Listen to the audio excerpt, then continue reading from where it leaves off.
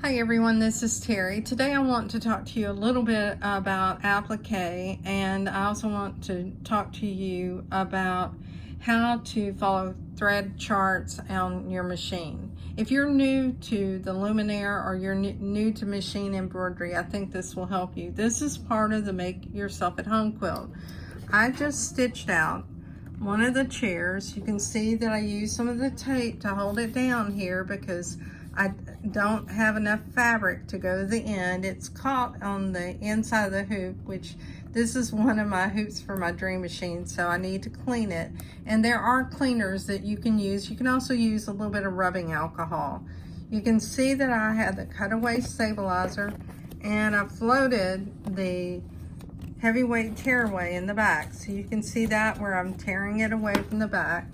And by the way, I'll save this much of my cutaway because I've kept it attached to the roll, which is behind my machine.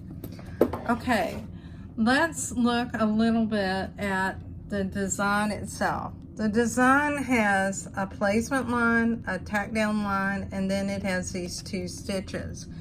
Let's return, and first of all, let's look at how we add this and get it into our machine. So I'll choose delete.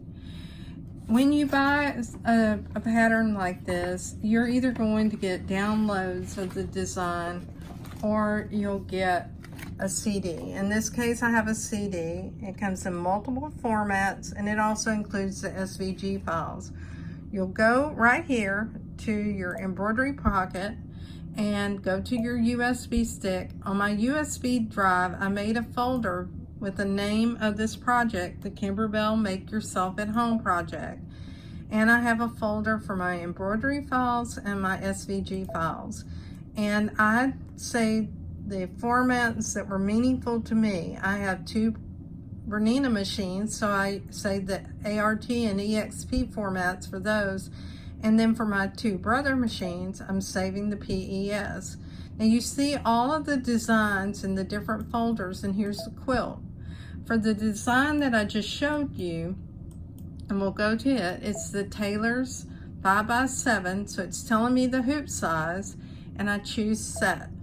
When I go to set, I do not want to rotate this, I do not want to resize it, I'll go straight over to embroidery.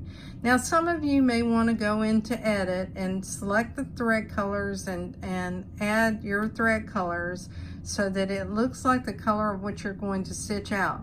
I'll be honest with you, a long time ago I used to do that, and on something that is more complicated like the Smith Street designs, I do go in and edit the colors.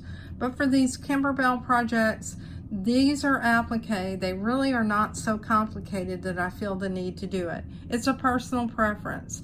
And on something that's more complicated, I'll show it to you. But we'll move ahead and we'll go to embroidery. When you go to embroidery, one of the things that you can do is you can go down here to the plus sign. And in the plus sign, you can advance the colors.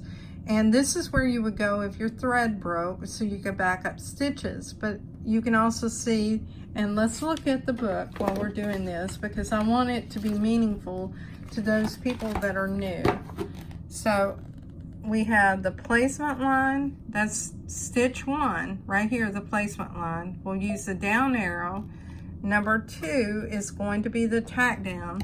This is the tack down stitch. And they're in different colors simply to give color stops, so telling the machine to stop before the next color. Stitch 3 is going to be the accent, and stitch 4 is going to be the outline. So what I do is I use the same color on my machine, which is this off-white, for all of my placement and tack down stitches. They're not going to show. They stitched out simply so that I could tack down this piece of fabric right here and place that fabric to do this applique.